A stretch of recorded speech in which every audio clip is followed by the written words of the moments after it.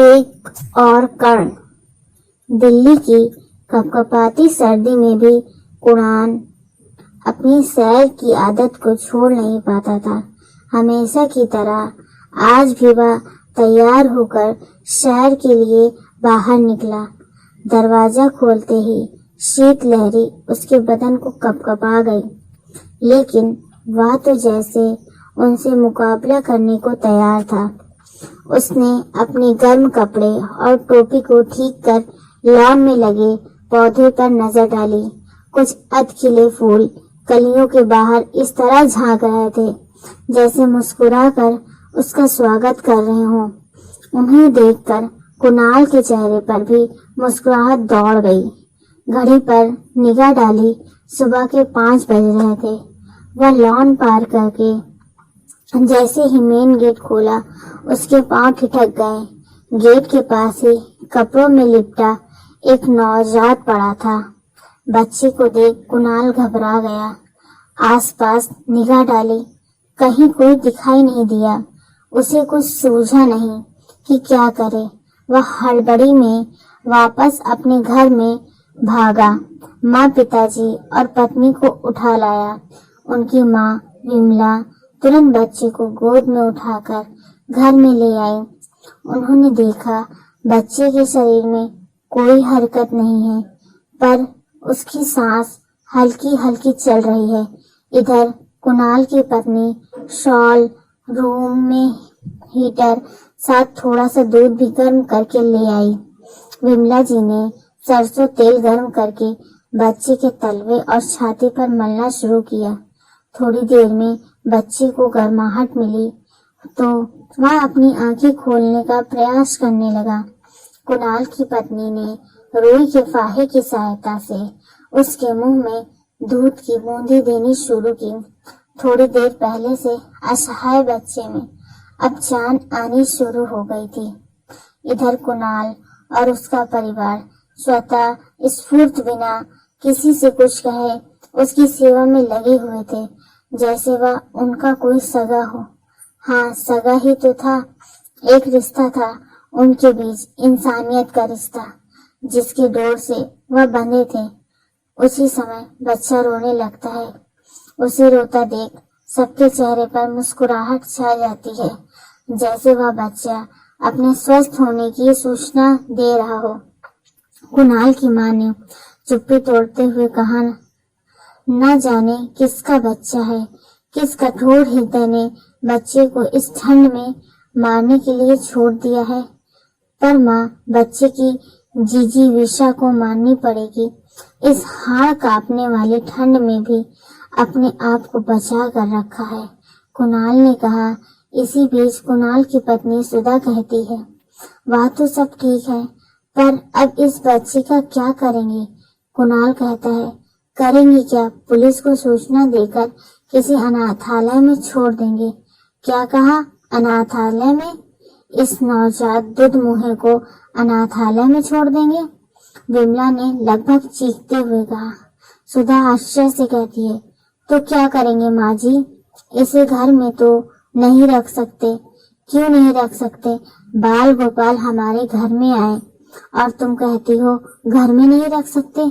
विमला ने सुधा की बात काटते हुए कहा, माँ जी, वह सब ठीक है, मुझे भी इस बच्चे से सहानुभूति है, पर ऐसे किसी को भी ये तुम्हारा क्या मतलब है?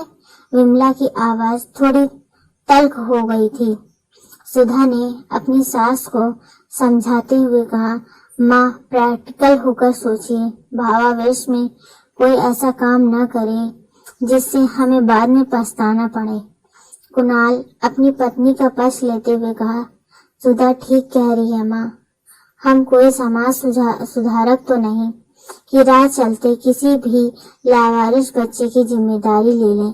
लावारिस सब सुनते ही विमला को जैसे करंट का झटका लगा।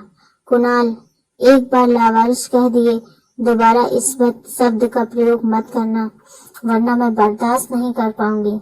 कुणाल की आवाज भी थोड़ी तेज हो गई। अच्छी मुसीबत है, पूरा दिन खराब हो गया एक ऐसे बच्चे के लिए जिसका कोई अता पता नहीं है। कोई हमारे दरवाजे पर अपनी कलंक को छुपाने के लिए छोड़ गया। उसके लिए हम आपस में लड़ रहे हैं। यह सब सुनकर विमला तड़प उठी। उसके मुंह से अनायास ही निकल पड़ा, कुणाल, यदि ऐसी ही सोच आज के 30 वर्ष पहले मेरी भी होती ना, तो आज तुम भी यहाँ नहीं किसी अनाथालय में होते। यह वाक्य बोलने के बाद विमला को लगा कि जिस राज को 30 वर्षों से सीने में दबा रखी थी, वह आज बोल कैसे गई। विमला के पति ने बात संभालने की कोशिश की, लेकिन कुणाल ने दोनों हाथों से अपनी माँ के कंधे को पकड़ लिया। वह इस बात को सुनकर हतप्रभ हो गया था कि माँ, आपने अभी क्या कहा। विमला चुप खड़ी रही, जैसे उसे काट लग गया हो। कुणाल ने उसे झंझोड़ते हुए कहा, माँ, आप इस तरह चुप नहीं रह सकती। आपने जो कहा उसका क्या मतलब है? क्या मैं आपके बेटा नहीं? बोलिए ना माँ, बोलिए। विमला की आंखों से आंसुओं की अविरल धार बह रही थी। उसकी चुप्पी जैसे उनकी बात का समर्थन कर रही हो। उनको इस तरह देखकर कुणाल कटे वृक्ष की तरह जमीन पर गिर पड़ा। विमला ने अपनी आंखों से आंसू पोंछे और कुणाल के सिर को अपनी गोद में ले लिया। साथ ही सीने में दफन राज को एक एक कर उगलना शुरू किया। आज के करीब 30 वर्ष पहले एक ऐसी ही सुबह थी। तुम्हारे पापा की पोस्टिंग दिल्ली में हुई थी, अतः शादी के कुछ ही दिनों बाद हम यहाँ शिफ्ट हो गए। हमारी शादी को कुछ ही महीने हुए थे।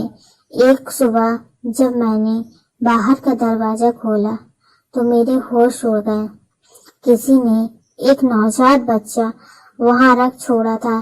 पहले हम भी घबरा गए, क्या करें क्या ना करें, पर बच्चे को देखकर मेरी सोई हुई ममता जाग उठी।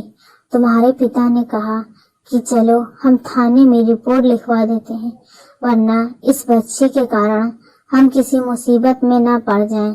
शायद सब पुरुष एक सी ही सोच रखते हैं, लेकिन मैं अड़ गई कि इस बच्चे को मैं पालूंगी। तुम्हारे पिता ने मुझे बहुत समझाने की कोशिश की।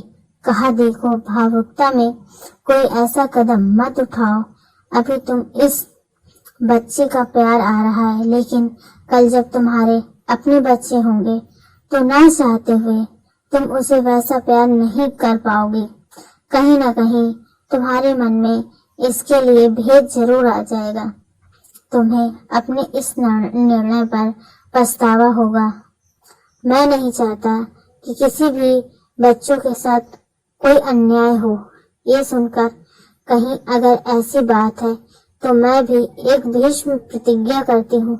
मैं अपने बच्चे को जन्म ही नहीं दूंगी। आज से यही मेरा बेटा है, मेरी असली संतान है और मैं इसकी माँ।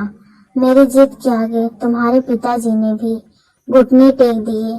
हमने यह बात किसी को नहीं बताया, मोहल्ले को भी छोड़ दिया, परिवार वालों को भी तुम्हारा परिचय अपने बच्चे के रूप में कराया।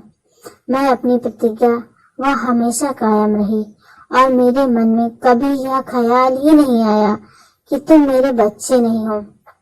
तुम्हारे पिता ने भी मेरे वचन का मान रखा, लेकिन इस बच्चे के कारण आज सारे भेद से पर्दा उठ गया। कुणाल और उसकी पत्नी सुधा दम साधे अपनी माँ की सारी बात सुनते रहे। चारों ओर सन्नाटा पसर गया। सिर्फ सुधा की सिसकियां ही वातावरण की खामोशी को भंग कर रही थी।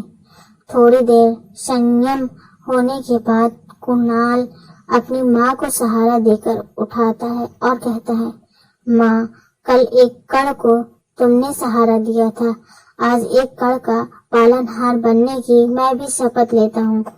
इसी बीच बच्चा जोर जोर से रोने लगता है, जैसे वह भी अपनी स्वीकृति प्रदान कर रहा हो।